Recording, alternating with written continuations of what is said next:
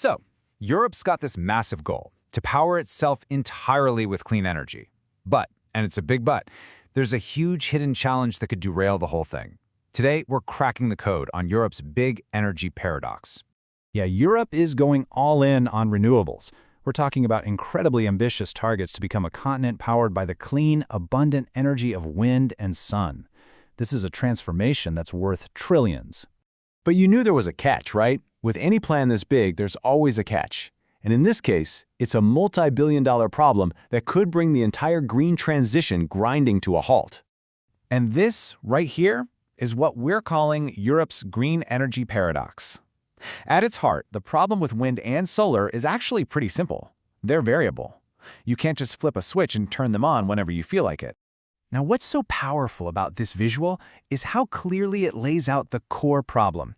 See, solar power peaks in the summer, when our demand for energy is generally lower, but our energy demand goes through the roof in the cold, dark winter, exactly when solar generation hits rock bottom. It's a massive, and I mean massive, seasonal mismatch. So, what's the big deal? What happens if Europe can't figure out a way to solve this huge seasonal gap? Well, the cost of doing nothing is enormous. It threatens to undermine the entire green transition, not just economically, but geopolitically too. Okay, so right now, the go-to solution is this: a gigantic fleet of gas turbines. We're talking about 348 times gigawatts of fossil fuel backup, just sitting there, ready to fire up whenever the wind isn't blowing or the sun isn't shining. This slide just perfectly captures the central conflict, doesn't it? We're trying to build a green future on a foundation of fossil fuels. And the source material we're looking at puts it bluntly. Without a real alternative, the EU risks being permanently locked into fossil fuel backup. This isn't just a temporary patch, it's a long-term trap that could undo decades of climate progress. And the numbers, well, they don't lie. If you look at this chart, it's pretty clear that following the current path, the historic path, just won't get us where we need to be.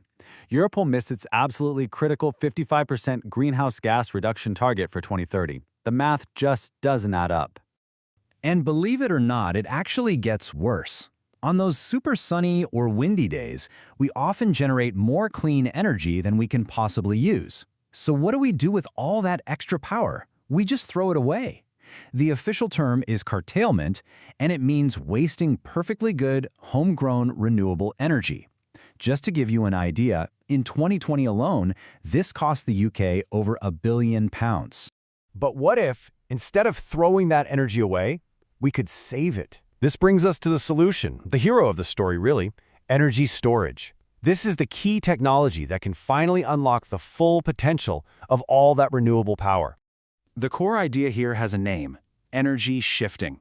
But really, in simple terms, it's about capturing clean energy when it's plentiful and saving it for when we actually need it most. It's about shifting its use from one moment in time to another. Honestly, the easiest way to think about it is as a giant, continent-sized power bank. It charges up during those long, sunny summer months, and then, when winter comes, it discharges to keep our homes warm and the lights on. And this power bank, well, it isn't just one single thing. As this slide shows, it's a whole family of different technologies. You've got what are called bidirectional solutions, like batteries or pumped hydro, that can both store and release electricity back to the grid. And then you have one-directional solutions, like using extra electricity to create hydrogen, which you can then use to power things like trucks or heavy industry. Okay, so we've got the solution, but, and this is the big question, just how big does this continental power bank need to be? Well, brace yourselves because the numbers are pretty staggering. For years, the consensus was that Europe needed about 100 gigawatts of energy storage by 2030. You can see it in that cluster of data points on the left there. That was the magic number everyone was working towards. But here's the twist. A new analysis came out, one that's based on Europe's much more ambitious climate goals, things like the REPower EU plan, and it shows that 100 gigawatts is, well, it's dangerously low. It's simply not going to get the job done. The new target for 2030 is 200 gigawatts. That's right, 200, double the previous estimate. Just let that sink in for a second. The scale of the challenge has effectively doubled overnight. And if you think that's wild, check this out. If we look further down the road to 2050, the year Europe is aiming for full climate neutrality, the number jumps to a massive 600 gigawatts. The ramp-up that's required is almost unimaginable. So why these huge numbers? I mean, where are they even coming from? They're not just pulled out of thin air. Let's break down the logic and see how we get from these big, ambitious goals to the concrete reality of what's needed on the ground. The source material calls this 200 gigawatt target a no-regrets option, and here's the step-by-step logic.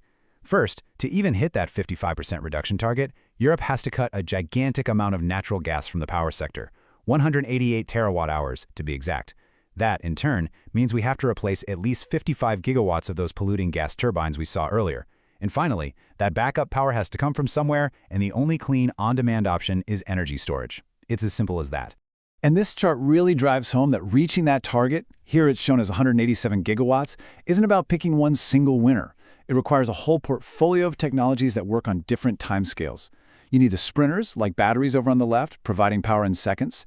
You need technologies in the middle, like pumped hydro, for days or weeks. And you even need the marathon runners on the right for seasonal storage to bridge that huge gap between summer and winter. So, at the end of the day, it boils down to a really clear choice for Europe.